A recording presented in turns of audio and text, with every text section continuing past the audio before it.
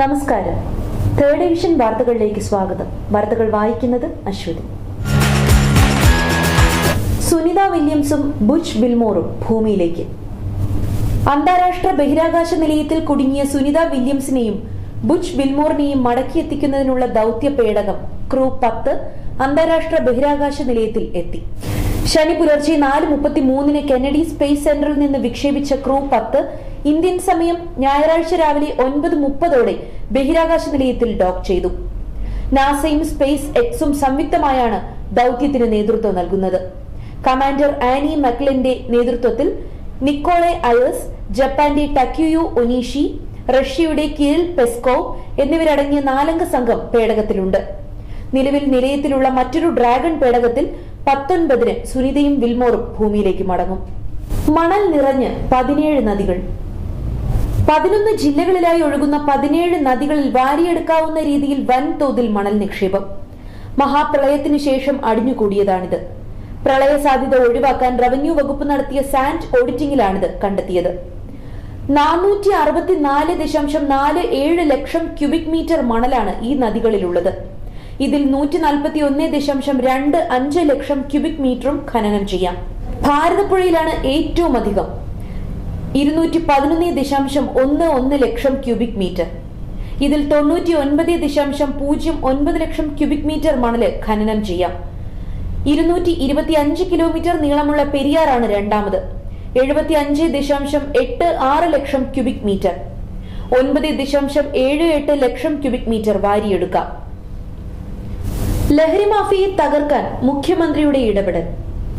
ലഹരി മാഫിയയുടെ വലയത്തിൽ വ്യാപകമായി വിദ്യാർത്ഥികൾ കുടുങ്ങുകയും വിദ്യാർത്ഥി സംഘടനാ പ്രവർത്തകരിലേക്ക് വരെ അതിന്റെ കണ്ണികൾ എത്തുകയും ചെയ്തതിന്റെ വിഷയത്തിൽ മുഖ്യമന്ത്രി ഇടപെടുന്നു. ഈ മാസം 24-ന് മുഖ്യമന്ത്രി പിണറായി വിജയന്റെ അധ്യക്ഷതയിൽ ചേരുന്ന യോഗത്തിൽ മന്ത്രിമാരും പോലീസ്, എക്സൈസ് ഉന്നതരും പങ്കെടുക്കും. അതേസമയം മംഗളൂരുവിൽ 75 കോടി വിലമതിക്കുന്ന 37.87 കിലോ MDMA പിടികൂടിയത് കേരളത്തിനുള്ള മുന്നറിയിപ്പായി. അറസ്റ്റിലായ 2 ദക്ഷിണാഫ്രിക്കൻ വനിതകൾ വിവിധ സംസ്ഥാനങ്ങളിൽ മയക്കുമരുന്ന് എത്തിക്കുന്ന സംഘത്തിലെ കണ്ണികളാണ്. ബാംബ ഫെൻഡ, അബിഗെയിൽ അഡോണിസ് എന്നിവരാണ് അറസ്റ്റിലായത്. നീലാദ്രി നഗറിൽ നിന്നാണ് പിടിയിലായത്. ഡൽഹിയിൽ നിന്ന് ബംഗളൂരുവിലേക്കും മറ്റ് നഗരങ്ങളിലേക്കും വിമാനമാർഗം MDMA എത്തിക്കുന്നവരാണിവർ. തൊഴിൽ ദിനങ്ങൾ വെട്ടിക്കുറയ്ക്കരുതെന്ന് കർഷക തൊഴിലാളി യൂണിയൻ. ഗ്രാമീണ തൊഴിലുറപ്പ് പദ്ധതിയിൽ കേരളത്തിനുള്ള തൊഴിൽ ദിനങ്ങളും വിഹിതവും കേന്ദ്രം വെട്ടിക്കുറയ്ക്കരുതെന്ന് കേരള സ്റ്റേറ്റ് കർഷക തൊഴിലാളി യൂണിയൻ.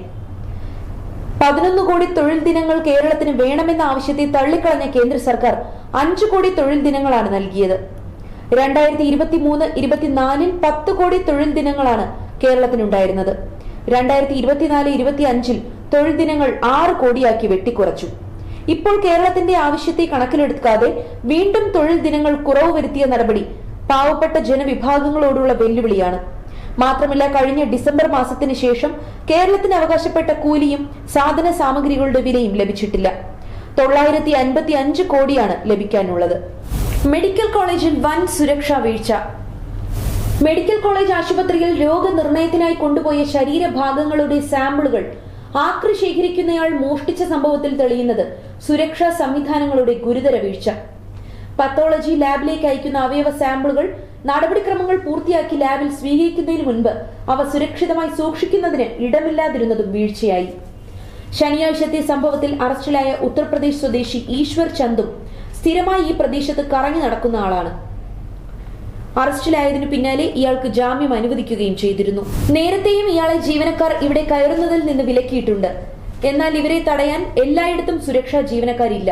മെഡിക്കൽ കോളേജിൽ സുരക്ഷാ ജീവനക്കാരെ നിയമിക്കുന്നത് സംബന്ധിച്ച് നേരത്തെ തന്നെ വിവാദങ്ങൾ ഉയർന്നിരുന്നു. സൗന്ദര്യവർദ്ധക വസ്തുക്കളിൽ വില്ലനായി മെർക്കുറി. സൗന്ദര്യവർദ്ധക വസ്തുക്കളായ ലിപ്സ്റ്റിക്കിലും ഫേസ് പാക്കിലും അപകടകരമാകും വിധം മെർക്കുറി അടങ്ങിയിട്ടുള്ളതായി ഡ്രഗ്സ് കൺട്രോൾ വിഭാഗം കണ്ടെത്തൽ. ഒരു ppm ആണ് അനുവദനീയമായ അളവ്. ഇതിന്റെ 12,000 ഇരട്ടിയാണ് ചിലതിലുള്ളത്. വിപണിയിലെ വ്യാജ സൗന്ദര്യവർദ്ധക വസ്തുക്കൾ പിടികൂടുന്നതിനായി ഡ്രഗ്സ് കൺട്രോൾ വിഭാഗം നടത്തിയ ഓപ്പറേഷൻ സൗന്ദര്യയിലാണ് ഗുരുതര കണ്ടെത്തൽ.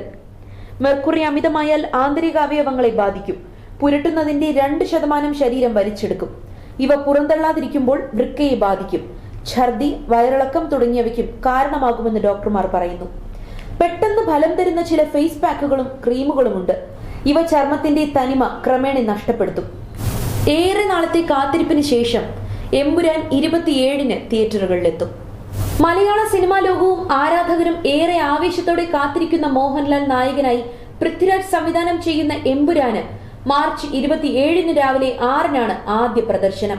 ഈ സമയത്ത് തന്നെ ആഗോളതലത്തിലും പ്രീമിയർ ആരംഭിക്കും. കൃത്രിമ ഹൃദയവുമായി ജീവിച്ച് റെക്കോർഡിലേക്ക്. ഒരു ഓസ്ട്രേലിയൻ പൗരൻ ടൈറ്റാനിയം കൃത്രിമ ഹൃദയവുമായി 105 ദിവസം ജീവിച്ച ആദ്യത്തെ വ്യക്തിയായി ആഗോള റെക്കോർഡ് സ്ഥാപിച്ചു. 40 വയസ്സുകാരനായ ന്യൂ സൗത്ത് വെയിൽസിൽ നിന്നുള്ള ഈ വ്യക്തി കഠിനമായ ഹൃദയസ്തംഭനം അനുഭവപ്പെട്ടതിനെ തുടർന്ന് 2024 നവംബറിൽ സിഡ്നിയിലെ സെന്റ് വിൻസെന്റ് ഹോസ്പിറ്റൽ ടൈറ്റാനിയത്തിൽ നിർമ്മിച്ച ബിവക്കോർ ടോട്ടൽ ആർട്ടിഫിഷ്യൽ ഹാർട്ട് സ്വീകരിച്ചു. 2025 മാർച്ച് 6-ന് വിജയകരമായി ദാതാവിന്റെ ഹൃദയം മാറ്റിവെക്കുന്നതുവരെ ഈ ഉപകരണം അദ്ദേഹത്തിന്റെ ജീവൻ നിലനിർത്തി. സർക്കാർ അഭിഭാഷകരിൽ സ്ത്രീകൾക്ക് സംവരണം വേണമെന്ന് ജസ്റ്റിസ് നാഗരത്ന.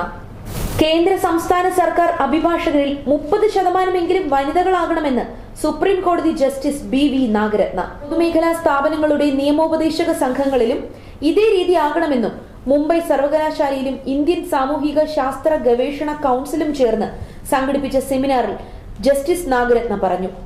വനിതാ ജഡ്ജിമാരെ നിയമിക്കേണ്ടതിന്റെ ആവശ്യകതയും ചൂണ്ടിക്കാട്ടി.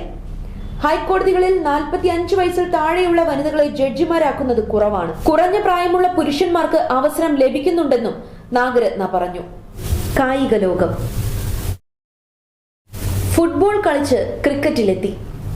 വനിതാ പ്രീമിയർ ലീഗ് ക്രിക്കറ്റിൽ 2ാം തവണയും മുംബൈ ഇന്ത്യൻസ് കിരീടം നേടിയപ്പോൾ അതിൽ ഏറ്റവും വലിയ പങ്ക് വഹിച്ചത് ഇംഗ്ലീഷുകാരിയായ ഓൾറൗണ്ടർ നാറ്റ് സിവർ ബ്രാൻഡാണ്. ശനിയാഴ്ച രാത്രി മുംബൈയിൽ നടന്ന ഫൈനലിൽ ഡൽഹിയെ 8 റൺസിന് തോൽപ്പിച്ചാണ് മുംബൈ ഇന്ത്യൻസ് 2ാം കിരീടം നേടിയത്. 2023-ലും ടീം വനിതാ പ്രീമിയർ ലീഗ് ജേതാക്കളായിരുന്നു. വലം കൈ ബാറ്ററും മീഡിയം പേസറുമായ നാറ്റ് സിവർ ഫൈനലിൽ 30 റൺസും 3 വിക്കറ്റുമായി ഓൾറൗണ്ട് മികവ് കാട്ടി. നമ്മുടെ ആരോഗ്യം നമ്മളിലൂടെ. പനിക്കൂർക്ക എന്ന രോഗശമനി. നാട്ടിൻപുറങ്ങളിൽ സുലഭമായി കണ്ടുവരുന്ന ഒരു ഔഷധ സസ്യമാണ് പനിക്കൂർക്ക അഥവാ ഞവര. പേര് സൂചിപ്പിക്കുന്നത് പോലെ പനി മാറുവാൻ ഏറ്റവും നല്ല ഔഷധമാണ് പനിക്കൂർക്ക. കൂടാതെ കഫക്കെട്ട്, വയറുവേദന, ചുമ, നീർക്കെട്ട് തുടങ്ങിയ രോഗങ്ങൾക്കും പനിക്കൂർക്ക ഉത്തമമാണ്. ചുമയും ജലദോഷവും ഉള്ളവർ ഇതിന്റെ ഇലയിട്ട് ആവി പിടിച്ചാൽ നന്നായിരിക്കും. പനിക്കൂർക്കയുടെ ഇലയിട്ട് തിളപ്പിച്ച വെള്ളം കുടിക്കുന്നത് രോഗപ്രതിരോധ ശേഷി വർദ്ധിപ്പിക്കും. ചുക്കുകാപ്പി ഉണ്ടാക്കുമ്പോൾ പ്രധാനമായും ഉപയോഗിക്കുന്നത് ഈ ഇലയാണ്. തേർഡ് വിഷന്റെ ഇന്നത്തെ വാർത്തകൾ ഇവിടെ പൂർണ്ണമാകുന്നു. നന്ദി, നമസ്കാരം.